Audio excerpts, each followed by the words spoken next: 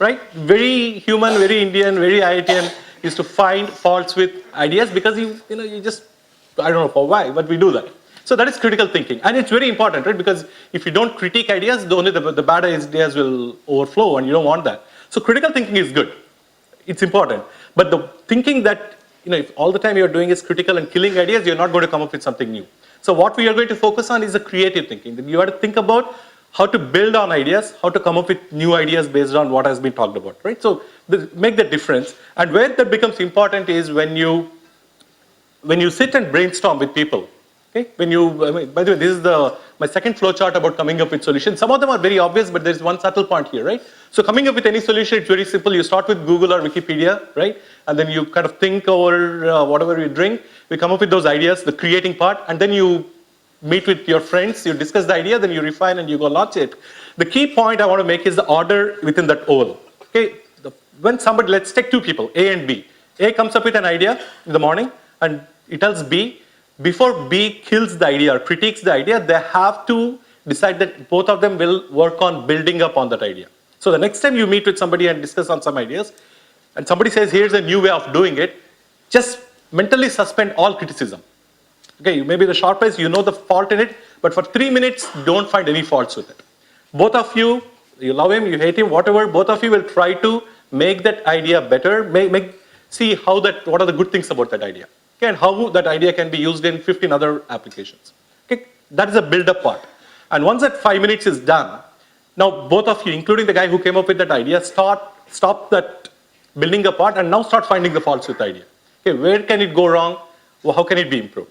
So, but that order is important, right? So one of the things I observe in whether in Bell Labs or any brainstorming is people tend to kind of attack the first idea and then kill it and then say, okay, where is the second idea to go after?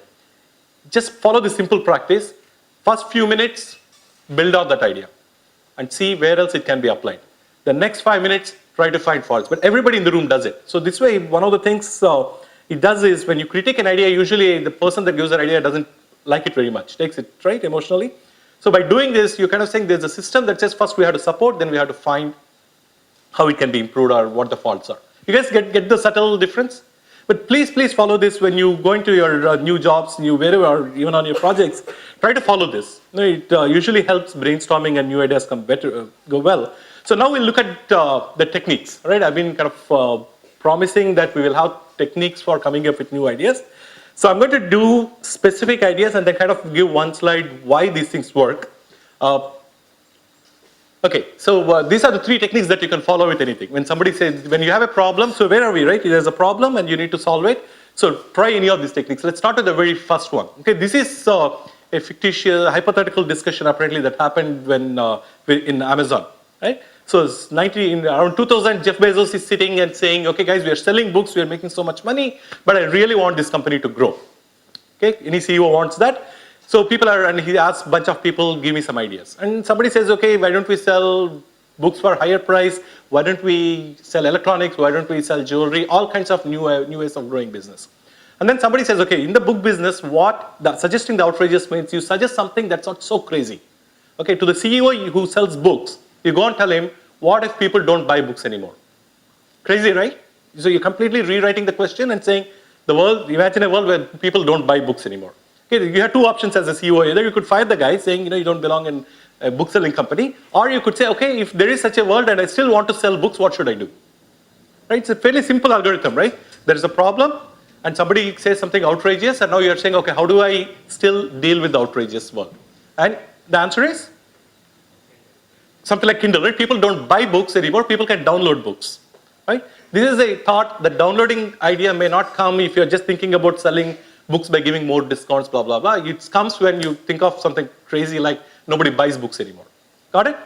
Okay, so let's go through these 3 examples and I'll give you the kind of common theory behind them. The second is it's much simpler.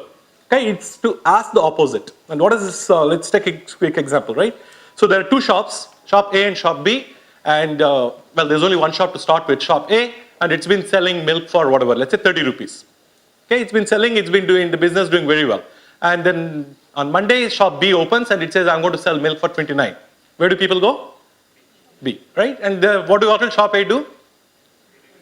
28, right? B?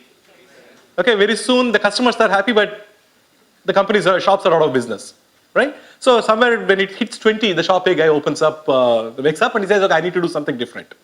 So he gets all these creative people, and apparently the IITians are going for more MBAs these days, so maybe there's an MBA there. He sits with him and says, okay, what do I do? And obviously I can't keep cutting down the prices. So this guy hopefully has attended this talk, and he says, okay, let's just ask you the opposite. Okay, what is the opposite here? What happens in a shop, right? In most shops that I know of, you walk in, you buy milk, you pay money, and you walk out, right? So the shopper is paying the buyer is paying the shop. And what is the opposite? The shop pays the opposite. Okay, he says, sir, believe me, this is going to work. You have to start paying the buyer. Again, this, obviously no business is going to survive more than half a day, either in India or US or anywhere if you start paying the buyers. But the idea here is, again, think about what I said earlier, right? Before you kill an idea, you try to build upon it. Try to make it work, right? You remember that?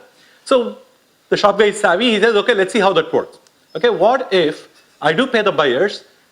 In fact, I pay them for the milk and I give them 100 rupees more, but I don't pay every buyer. I pay 1 in 100, or randomly chosen every so often with some probability, right?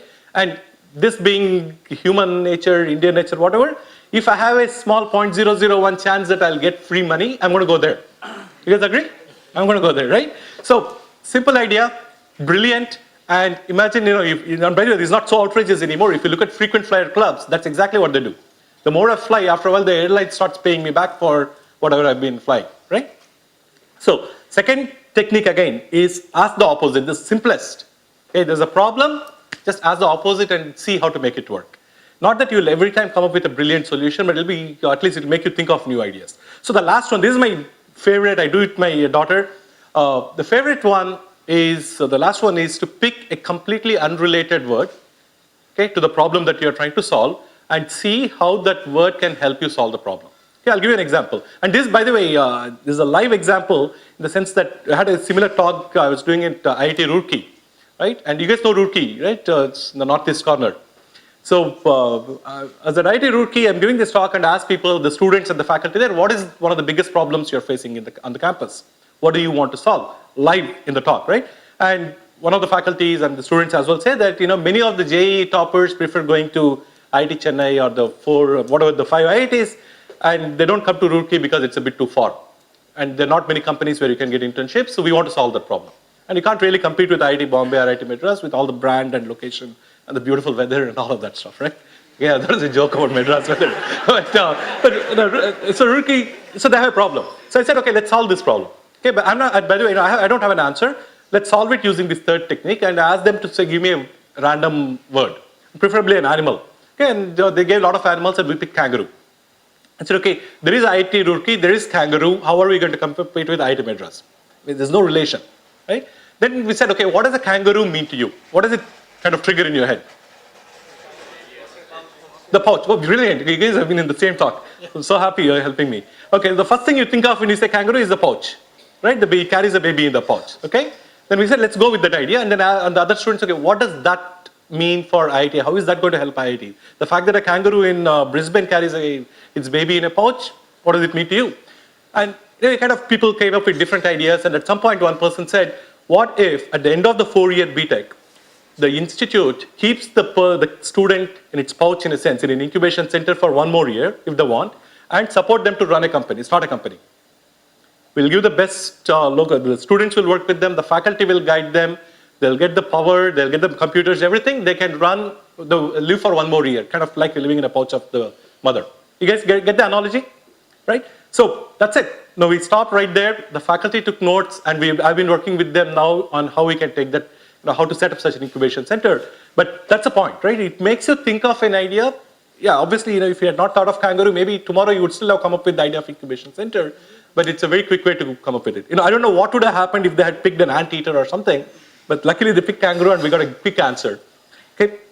So these are 3 specific techniques. But I'll tell you what's going on behind, because I think you guys are very smart, and I don't need to give specific techniques. I'll tell you the theory behind so that you can pick up more such techniques yourselves. So the simple way to think about it is, you guys still, Tharmani, obviously, right? Okay, so if I got down somewhere in the Madras airport, Chennai airport. I mean, Tharamani is very big now, but it was not so in 92. But in 92, if I got on in Chennai airport and said, take me to this coffee shop wala in Tharamani, do you think he would have found the way? Probably not. Right? It's really hard to find a way to an unknown random spot on the map. Okay. On the other hand, if I had left the guy in Tharams and said, find a way to the airport, you think he would have found it? Right? It's very easy. You can easily follow the directions to get to the main road and the Patel road or whatever and go to the airport. Right? So think of now the geographical map and your idea map in your brain. Think of your brain ideas as a map and say that many of the ideas that we think, so the solution that we are looking for is somewhere in a random corner. Right? In the space of ideas, there is a random corner where the solution is there. Okay? And this is like the Tharams Coffee Wala. And if I ask you to find the terms coffee wala, your brain refuses to go there. It says, okay, I just know logical thinking. A implies B, B implies C, and my theoretical foundations get set, then A implies C. So I'm going to build A, B, C, D. That is how we think most of the time. And sometimes we do some associative, but most of the time we are on that Sardar Patel road, the main road thinking. Okay, to get to the coffee shop wala, you won't do it. So what those three techniques have done is to take your brain and put you in a random spot like Tharams or Velacheri or wherever, and said, okay, now find the way back. So just like in the Tharams analogy, it's much easier for a human brain, for whatever cognitive scientist reasons, it's much easier for a human brain to come from a random spot and connect it to the problem, the original problem, than start with the problem and go to a random spot. You guys agree with it intuitively? Okay, that's the level at which I understand. I don't understand that anymore, but I do agree with that, right? That the point is to force the brain to think of ideas that you would not have thought of earlier, and then figure out how to connect it. So if you think of these techniques, that's exactly what they've been doing, right? By saying kangaroo, I suddenly made you think of the pouch and jump somewhere else, and then you were very quick the guys there could very quickly figure out the solution. Because that's separately how the brain works. And the same thing with the outrageous and asking the opposite. You guys cool with this? Okay, fantastic. So there are, by the way, these three, I actually use them with my kids or with my team at Bell Labs, but there are probably half a dozen more techniques people use. But I think each one of them adds value, and at the minimum, you'll have fun, right? It's Friday night, you guys sit and pick animals and play a game of let's find some new ideas. You'll probably end up with at least 100 ideas out of this campus, right, for every problem. Okay, good. So lots of serious stuff there. Let's get to some breakfast. Okay, there are 6 eggs in the basket. 6 people each take 1 egg. How can it be that 1 egg is left in the basket? Okay, you guys got it? So the last person takes the egg with the basket. Okay, by the way, these are all lateral thinking puzzles, and the only reason I put these puzzles is the thinking that I've been trying to kind of guide you towards. This kind of thinking is called lateral thinking. Okay, the typical logical linear thinking is one, but kind of thinking sideways out of the box, that kind of thinking comes from practicing tricks like this. Okay, good. So now let's get back to that original roadmap, right? We are not, though the talk was mainly about the ideas, we also said it's going to be about entrepreneurship. So entrepreneurship is the first step is problem. Second is solution. So all these things that we talked about so far is the problem and the solution. How to come up with lots of new solutions. The next thing is to implement it, right? And I went to the innovation, the FI center, right?